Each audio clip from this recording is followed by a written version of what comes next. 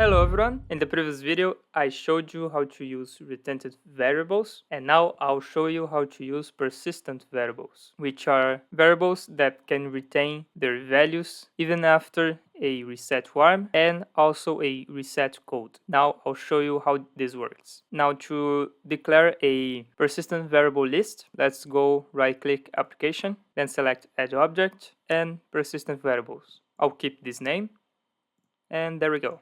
Now let's create a new variable. Let's call it constant number. And that's it. It's very simple. Now let's test it.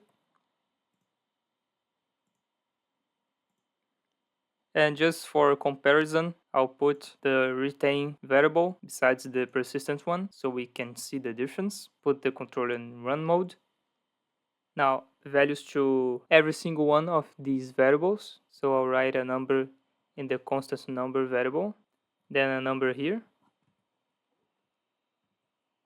And also change the states of these Boolean variables.